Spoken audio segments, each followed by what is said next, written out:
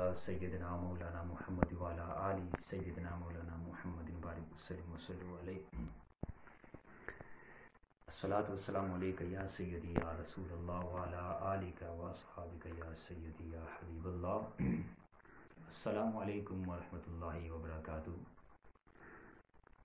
جناب احسن محمود صاحب، آپ نے جو سوال کیا ہے فرقہ واریت کے حوالے سے، تو اس میں آپ کو مختصر کے وقت میں آپ کو جواب دینا چاہوں گا۔ بات صرف اتنی سی ہے کہ قرآن مجید فرقان حمید یہ رب کا کلام ہے۔ اگر جو لوگ اس کو نہیں مانتے وہ کون ہیں؟ کافر ہیں۔ حدیث پاک میں آتا ہے اور قرآن مجید میں بھی کہ اگر اس کلام مجید کا کوئی زبر کا زیر کا پیش کا بھی انکار کر دے تو دائرہ اسلام سے باہر ہے، وہ کافر ہے۔ کافر کا معنی کیا ہے؟ انکار کرنا۔ تو ابھی قرآن مجید کی آیت میں پڑھنے لگا ہوں کہ وَاعْتَصِمُوا بِحَبْلِ اللَّهِ جَمِيعًا وَلَا تَفَرَّقُوا۔ میرے آقا دو عالم صلی اللہ علیہ وسلم نے ارشاد فرمایا کہ تفرقہ میں مت پڑو، اللہ کی رسی کو مضبوطی سے تھام لو۔ تو اب بات یہ ہے کہ جو لوگ تفرقہ بازی میں پڑھتے ہیں، فرقہ واریت بن جاتی ہے، پھر یکجا کرنے میں بڑی مشکل ہوتی ہے۔ بندہ سوچتا رہتا ہے ابھی ان کو ایک کیسے کیا جائے، تو ایک تو وہ کیسے ہوں گے، حالانکہ انہوں نے پہلے سے ہی قرآن کو انکار کر دیا ہے۔ بھائی قرآن کا انکار کرنا، ایک آیت کا انکار کر دینا پورے قرآن کا انکار ہے۔ تو ابھی خود سمجھ لیں کہ جن لوگوں نے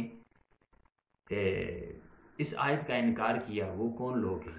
یہ وہی لوگ ہیں جو کلمہ پڑھنے والے مسلمانوں کو علیحدہ کر رہے ہیں، اور علیحدہ کرنے والا، دلوں کو توڑنے والا، دو دلوں کو توڑنے والا، علیحدہ کرنے والا، وہ میں تو یہ کہوں گا کہ یہ قرآن پاک کی حدیث سے، یہ حدیث قدسی ہے اور حدیث پاک بھی ہے کہ وہ دائرہ اسلام سے باہر ہے، وہ جہنمی ہے۔ تو ہمیں یہ چاہیے، ہمیں کسی کو نہیں دیکھنا چاہیے، صرف دیکھنا یہ چاہیے اپنے آپ کو کہ ہمیں کیا کرنا چاہیے۔ ہمیں قرآن و سنت پر عمل کرنا چاہیے، اللہ اور اس کے حبیب کی اطاعت کرنی چاہیے۔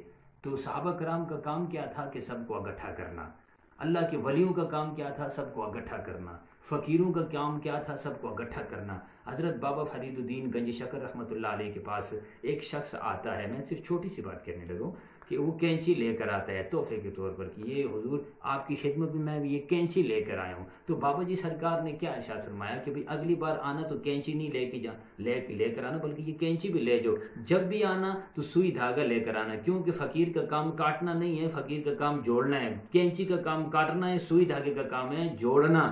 تو اگر بابا فرید گنج شکر رحمۃ اللہ علیہ کا ذہن اتنا ہے کہ ان کو پتہ ہے کہ بھئی جوڑنے والا جنتی ہے اور فقیر کا کام جوڑنا ہے، اگر فقیر کا کام جوڑنا ہے تو صحابہ کرام کی تو شان افضل ہے۔ میرے آقا علیہ الصلوۃ والسلام نے تو ہمیں یہی تعلیم دی ہے کہ بھئی دو دلوں کو جوڑ دو، بچھڑے ہوئے دلوں کو جوڑ دو۔ اسی کے برعکس ایک حدیث پاک بھی ہے، پر ٹائم بہت شارٹ ہے، میں صرف حوالہ دینے لگا ہوں کہ بھئی بات کرنے لگا ہوں کہ حضرت عائشہ صدیقہ رضی اللہ تعالیٰ عنہ میرے آقا علیہ الصلوۃ والسلام کے پاس بیٹھی ہیں۔ آقا علیہ الصلوۃ والسلام نے ارشاد فرمایا، اے عائشہ مانگو، کیا مانگتی ہو؟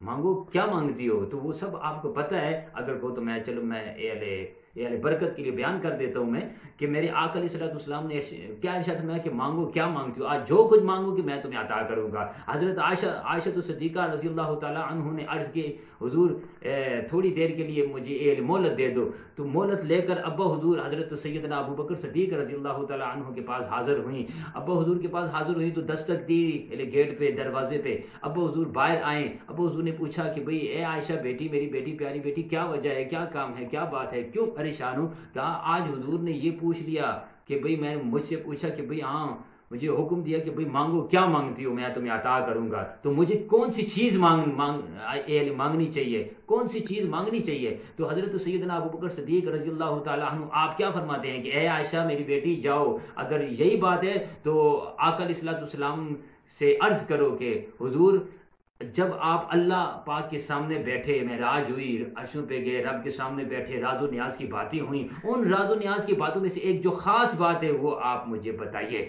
تو جب حاضر ہوتی ہیں تو عرض کرتی ہیں، تو حضور کیا فرماتے ہیں؟ بات لمبی ہے، میں المختصر، حضور کیا فرماتے ہیں کہ اے عائشہ، مجھے جب ان راز و نیاز کی باتوں میں سے ایک خاص بات یہ ہے کہ اللہ پاک نے مجھے ارشاد فرمایا کہ بھئی اے میرے حبیب، جو آپ کی امت میں سے دو بچھڑے ہوئے دلوں کو جوڑ دے گا وہ شخص جنتی ہے۔ جب یہ خوشخبری سنی حضرت عائشہ صدیقہ رضی اللہ تعالیٰ عنہا نے، تو ابا حضور کے پاس حاضر ہوتی ہیں، ابا حضور کے پاس حاضر ہو کر عرض کرتی ہیں، تو حضرت سیدنا ابو بکر صدیق رضی اللہ تعالیٰ عنہ کے آنکھوں میں آنسو آ گئے۔ جب آنسو آ گئے تو بیٹی پوچھنے لگی، اے ابا حضور وجہ کیا ہے؟ یہ تو خوشی کی بات ہے کہ بھئی دو بچھڑے ہوئے دلوں کو جوڑ دینا، بندہ جنت میں جائے گا، یہ تو خوشی کی بات ہے، آپ کی آنکھوں میں آنسو کیسے؟ تو عرض آپ کیا فرماتے ہیں کہ اے میری بیٹی، میں اس لیے رو رہا ہوں، اس لیے یہ آنکھوں سے آنسو اس لیے ہیں کہ اگرچہ دو دلوں کو جوڑنے سے بندہ جنت میں جا سکتا ہے تو توڑنے سے بندہ جہنم بھی جا سکتا ہے۔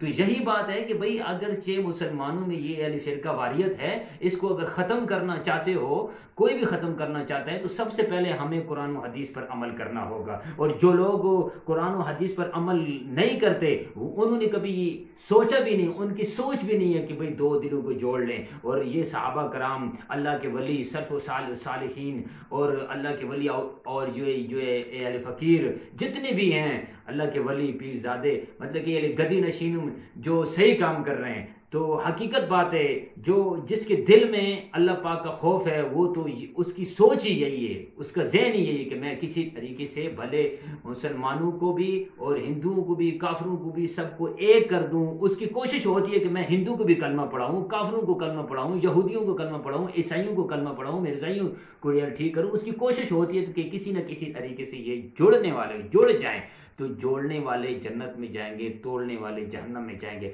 اللہ پاک ہمیں عمل کرنے کی توفیق عطا فرمائے، آمین ثم آمین، وبارک علینا۔